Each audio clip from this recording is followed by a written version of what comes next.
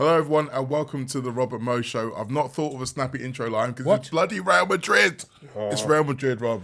They are back. 12 months after the last time we put them to the sword, they are back here and they are thirsty for revenge. I'm excited. Are you excited?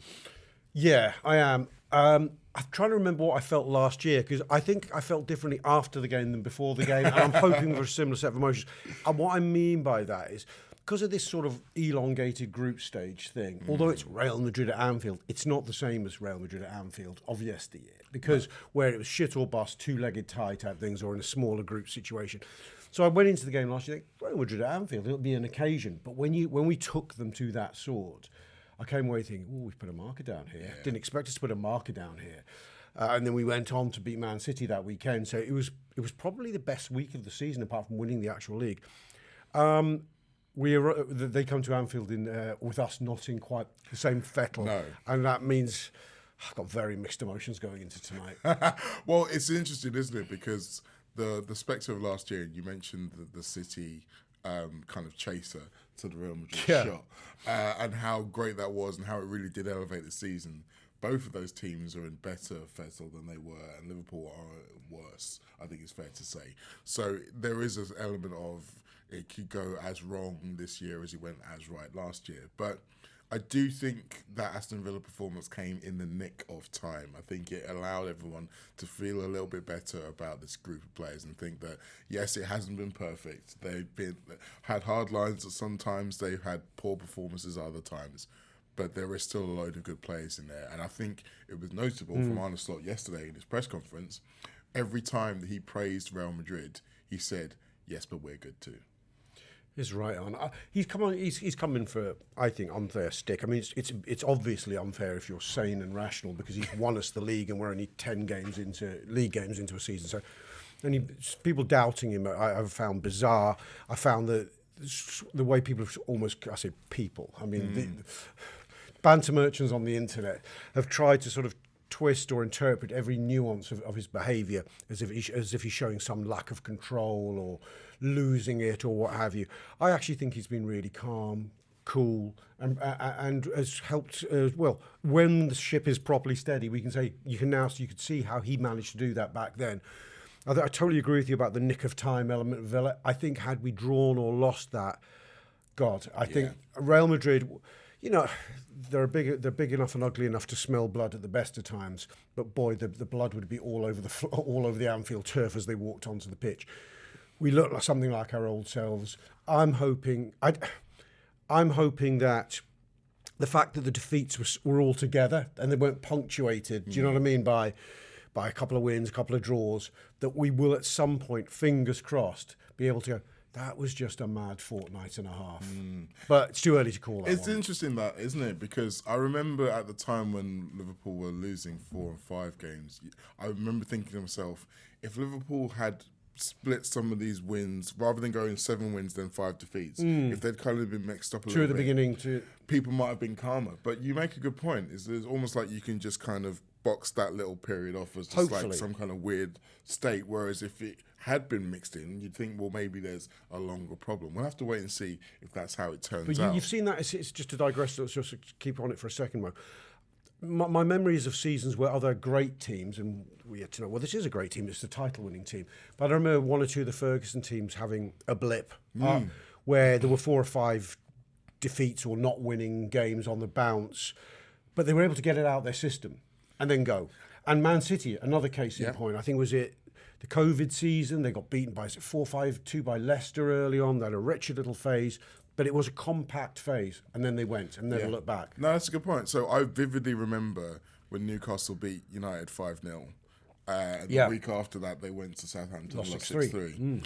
And everyone was thinking, oh, this is it. This team's crumbling. They're over. And obviously they went on to win the league that year. So it's a fascinating point. And one for all of you looking for any little tidbits of positivity to hold on to. I mean, claiming we've recovered is a bit much. We have to caveat We have to caveat that. I think having these 2 games in a strange way, I think in sometimes when you're in a situation where you think, go into a game thinking, well, Liverpool should win, that means that anything less than a win is a little bit of a disaster. Deflating, yeah. I think, like what you were saying regarding the nature of the Champions League and how this is a little bit less do or die, and I think being that Liverpool are away at Manchester City, I think avoiding defeat in both of those games would end up, you could kind of tell yourself, okay, well, Liverpool have slightly recovered from what was before. Then you go into the break and you're feeling a little bit better about life.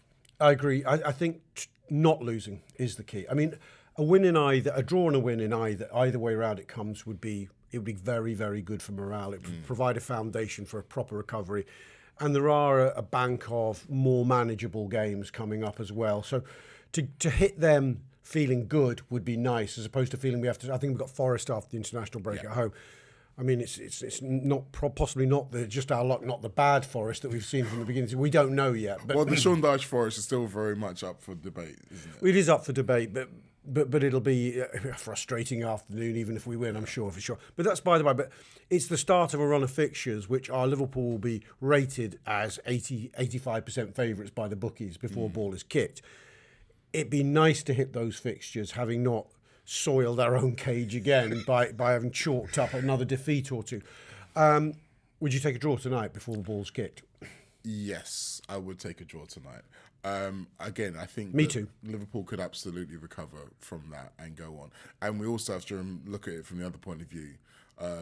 There's only one team who stopped Real Madrid from winning all season long, and that was Atletico, and they put 5 past them. And that game was a bit weird. So Real Madrid are in much better form. They've got less injuries than they had last time they came to Anfield.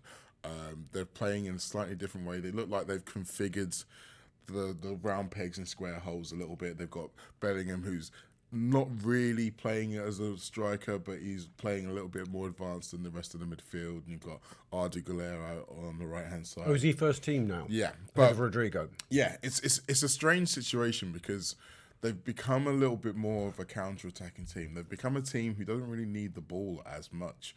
And when you consider what they used to be like with Toni Kroos and Luka Modric, they would hog the ball and sometimes you wouldn't see it for 5-10 minutes. But now, the midfielders they're playing in the centre, the Tchouaméni, Camavinga, they're more likely to either look to go over the top quickly for Mbappe or Vinicius or the quickens, or they're just funneling it out to Bellingham or Güler, who are a little bit more artistry. But when they were last won the Champions League, was it that the year they kept winning matches against the, having been on the back foot? Yes, coming back from behind. They weren't, even though they had Kroos and Modric there, the older versions of them, they weren't dominating the big sides. No, they had Benzema, who was just an absolute killer. Yeah. And I think having Mbappe now, unfortunately, he's another one who's a much better version than the last time we saw him. Yeah. And lest we forget, he did not have his best time the last time he came to Anfield. So he is going to be looking to put that right before anybody else. And we talk about Erling Haaland and how great and how inevitable and how ridiculous his goal record is at the moment. Mbappe is just as good in terms of his consistency, in terms of his ability to score goals again and again. And yeah, I think we can talk about the other players. We can talk about the Englishman in the Real Madrid team. But I think Mbappe is going to be the one who's going to give us the most trouble. Vinicius fit. Vinicius is fit. He's and good. He's very good, yes, as well. We should mention him, I think. And he did get mentioned in the press conference. But for me, I think if we get to the end of the game and Mbappe hasn't scored, Liverpool got a very high chance of winning. He's 3 at the back still, shabby. Well, nominally it's with Valverde playing as the right back, but he is free to kind of go into midfield a little bit. And then they've got Alvaro Carreras on the right-hand side, so when he wants to fly up and down, then Valverde will kind of come back a bit. So in build-up, it is often 3, but essentially they line up as a 4, really. Oh, okay. That's an interesting shift from Xavi. Oh, yeah. I mean, because it was much more blatant. I mean, he had 2 wing-backs at Leverkusen. It's a different system to what he played at Leverkusen. He has come in there, seen what the players he's got and said, well, that doesn't suit you. This does. And it's taken him a while, and I'm not sure 100% every footballer in that squad is happy with how it's going, but at the moment he's getting a tune out of them. So Vinicius isn't happy, is he? That man's never happy. Is he not? No. So I don't know. Did you see what happened in the Classico? Where he got substituted and he had a bit of a strop, and then, because Real Madrid went on to win, he ended up looking stupid. And he got into a bit of an argument with Lamine Yamal at the end of the game and a few others. And it was all a bit unseemly. So he had to come out and apologise. And I think it's one of those situations where lots of people, even Madrid fans who love him and know that he's a great player, they're just getting a bit sick of him. And it's almost like it feels like they're getting to the end of the Vinicius at Real Madrid era. But as Liverpool fans, we know that, like you say, he's still a dangerous player. We'll have him. just shameless, absolutely shameless. Yeah, I suspect that the Saudi people might end up showing him a little bit more money than Liverpool will be willing to pony up, and he might end up going there because obviously the World Cup cycle, he might feel like he's done everything he needs to do. But he's not that old, is he? He's not that old, but 27, something like that. Not even that. But I do think it's hard when you've been at Real Madrid and you've been winning leagues and Champions Leagues and doing and not quite winning Ballon d'Ors. It's hard to think, well, where's a lateral move where he can improve? Where is up from Real Madrid? The Reds. Wow. Well, we'll see. I love you sometimes. Yeah. Unfortunately, there's an ex-Red who didn't think that, did he? He thought it was better to play him white. Yes. That guy. Yeah, that was a nice segue. Come on then, let's do it. So let's rip off the Band-Aid. I think it was telling, and I mentioned this in my press conference review out on my own YouTube channel. Go find it. I think it's telling that Arne Slot pointedly didn't say what he thought the fans would do or what he wanted the fans to do. And he was asked that question explicitly. He only spoke about how he felt and what he would do. Because obviously there was some contention between the way Arne Slot seemed to continue to use Trent once he had already said he was leaving last year. But Slot was very much like, well, no, we've got a league to win. He's a good footballer. I want him in my team. Or after the league was won, he contributed. He's still a Liverpool player. I'm still going to use him, etc., etc. He's not a Liverpool player anymore. No. He is now officially the opposition, the enemy. Will he start? I don't think he will. I don't think he will. Look, so this was been the livest debate that's been happening. But I thought, even before he got injured, I thought that it would be madness for him to start. And honestly, if the Real Madrid manager wasn't a former Liverpool player, I think there'd be more chance he would start. But Xabi Alonso knows exactly what kind of effect putting him in the starting lineup would have on the Anfield crowd. And he would be willing to do anything not to give us that extra oomph. As happened with Raheem Sterling a few times, didn't it? I mean, I don't like the idea of an Anfield crowd booing, but I don't think there's any avoiding the fact that there's a lot of people who go in there and enjoy it. It's part of modern culture. People enjoy a good boo. It's a shame in the round. It's a shame, but I do think as well, if you think about when Luis Suarez came back, there was the moment with Barcelona. There was the moment when his name was announced and he got the applause. But as soon as kickoff went, it was angry, it was booze, it was, make him angry. Yeah. And he didn't like that, and he probably wasn't expecting it. I think Trent will probably be expecting this, but it is slightly different. But look, I personally don't care anymore. It doesn't have any impact on me that he went when he did. He made the choice. I think at the time we were all triggered in different ways by it. Some people were at pains to be overly sanguine and I'm calm about it, and others were furious and called him a rat and all this, that and the other. I can't remember. I think I changed my attitude from one day to the next during that phase. You don't say. I can't actually recall how I felt. I know now I just don't care. I can't say I wish him well and hope he has a great Real Madrid career.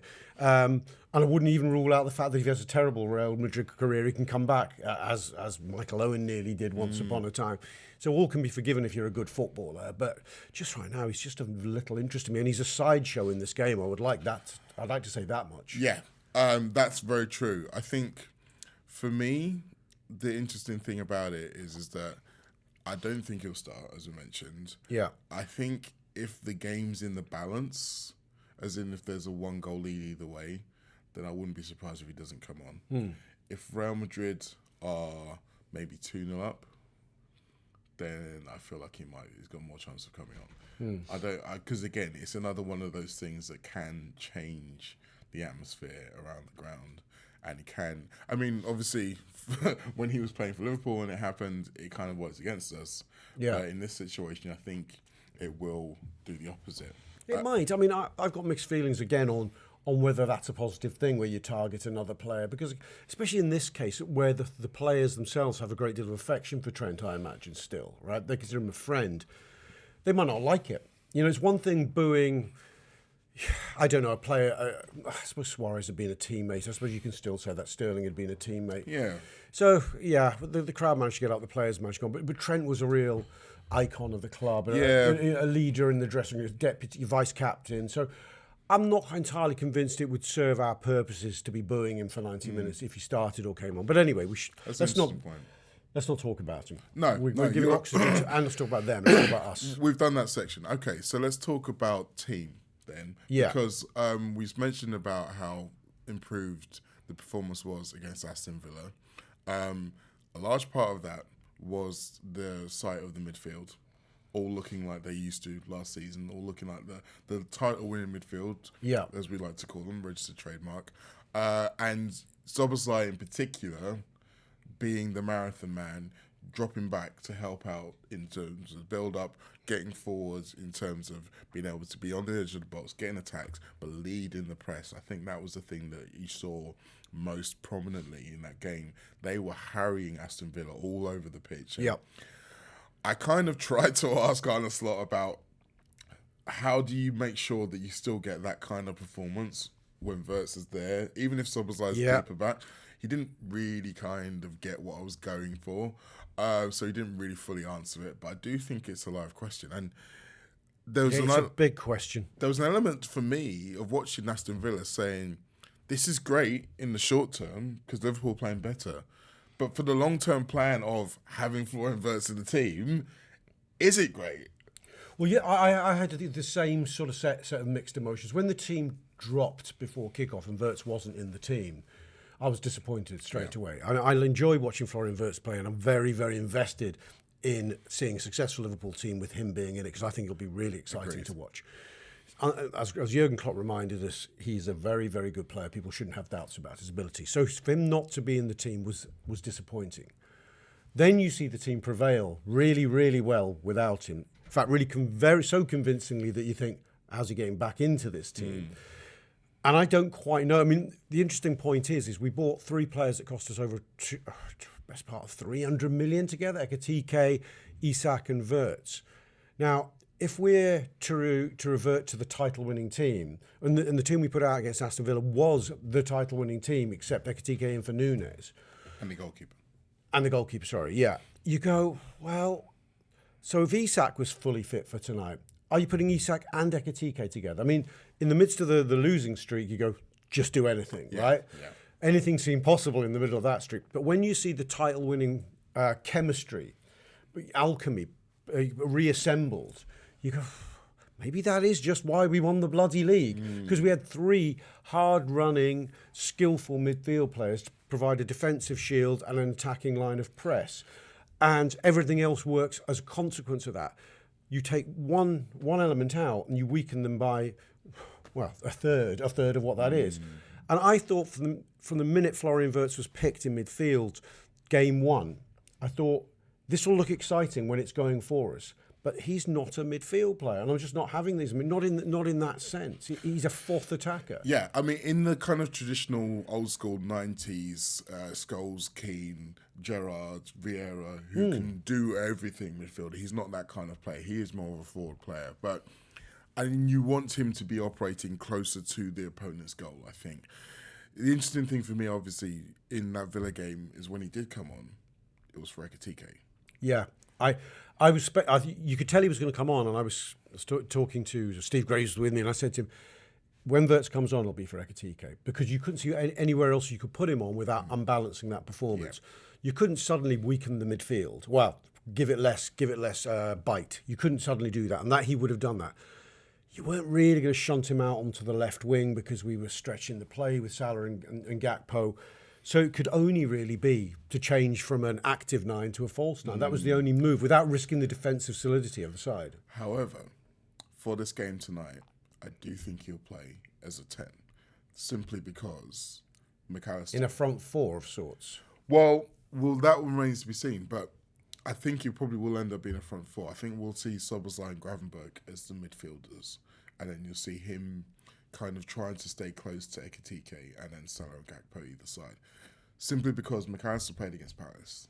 And it was his best performance of the season by a mile against Villa, but he has fitness-wise and form-wise, he's been below par for most of the season. He's still kind of getting... Do you think we're playing him into red zone if we start him again? 4 games... Because I think he's starting at City, and so you're not bringing Wirtz back in for the sake of bringing Wirtz back in. You're resting McAllister effectively. Well, I'm doing both. Well, yeah, no, I know you're doing both. Okay, have McAllister only played a game and a half and been very good? Would you still be resting him for this game? Yeah, maybe. You see, my hunch is that the manager will go as close to the team against Villa as possible. He showed himself last season to be a guy who likes continuity, likes rhythm in his team. And if he's got a reason to repeat a winning 11, he will repeat that winning 11.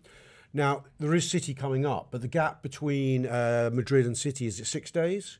It's Tuesday, Sunday. No, so it's... Is it 5 days? 5 days. 5 days, okay.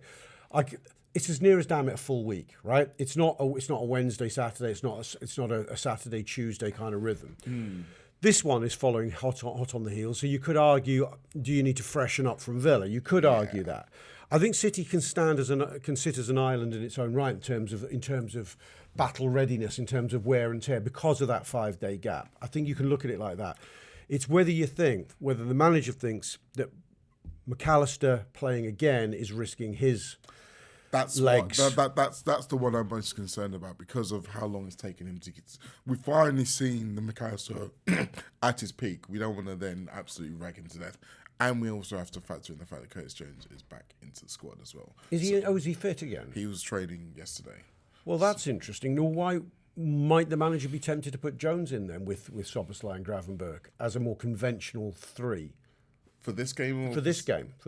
Perhaps. So Jones could be... I mean, you could play Wirtz in a front 3. You could play him as a false 9 with Gakpo and Salah and let Ekitike be the threat off the bench. There's an argument for that. Ekitike's played a lot of games. I would be more tempted to play Ekitike. Because we need some pace. I think this is the game where you need a finisher. And again, like... Ekitike has been our best attacker this season, hands down, bar none. I feel like he deserves to play in the glamour ties. And when Liverpool are potentially going to be on the front foot. But also considering the guy, his opposite number in the other team, is the guy who's kind of fighting for a place in the French national team. So I think, that doesn't really matter in terms of Liverpool's team selection, to be honest with you. But I do believe that Liverpool should and will start with Ekitike. Isak is not going to be the squad. No, Slot didn't rule him out for Sunday, but me personally, I'd be surprised if he makes the squad for Sunday because that kind of opens the door to Sweden picking him for the break. And they're out of the competition, aren't they? Well, it's a long way back. Yeah. It's a long way. If they don't win 2 games, then they're toast basically. But I think it will be. I think it'll be after the break we see Isak, and that might not necessarily be the worst thing in the world as well. So, no, it'd be nice to have him on the bench for Sunday. I'm not going to lie. I just think that psychologically that'd be good. Yeah, perhaps, maybe if we 1 goal down, 15 minutes to go, Ekitike's looking a bit tired. Maybe the time for him to arrive on the scene. Yeah, that might be nice. So. Do we do predictions? We don't really do predictions. Do we do predictions? We don't do predictions. Don't we do what grinds my gears? Yes. You got one? I did. Do you know what? I think of them all the time. Like when I'm walking around the park, in my car, I think, I'll do that. But then I forget them, Mo. That's what grinds my gears, is forgetting ideas that grind my gears. Old age. Is that? Yeah. Okay. Yeah. That old age grinds my gears. Yes. Okay, well, look. I would say what I would like to end on is talking about how I want to see fire from the stands. I will be in the stands. This is going to be the first game of the season where I will be a fan and not a journalist. So I've got what? Are you going to get drunk? No, I was going to say I've got 2 months worth of singing to make up for. So you'll be hearing my voice loud and proud. I want to hear everybody else alongside me. I do think it's one of those games. It's interesting what you said about the way that energy can be almost taken away from the team by focusing on one guy. I don't think it behooves us to focus on that one guy unless he comes on. I think we need to remember that all of them in white are the enemy, and we need to kind of focus on all of them because they can all be dangerous, and we want to beat all of them. So I think I really want to be going away from the ground tonight saying, you know what, that was special. I want a scruffy 1-0 win. That's all. And I definitely don't want any kind of defeat. No. Okay, so who's scoring on your 1-0 win? Ooh, what a question. It'll be bloody Cody Gakpo. I love you, Cody, but Jesus Christ. No, you know what, though? I would love it if it was Cody Gakpo. So would I. And you know what? So would I. I would love it if it was doing the same thing he does all the time. And going in off his face on the left, 2 yards from the goal. And he bangs one in the top corner. Yeah. I'd sign up for that. There you go. 1-0 Gakpo. There you go. Thank you for joining us. We'll be back at some undisclosed point in the future. We don't know yet is the answer. Who knows? But yeah, thanks for coming. We'll see you again soon.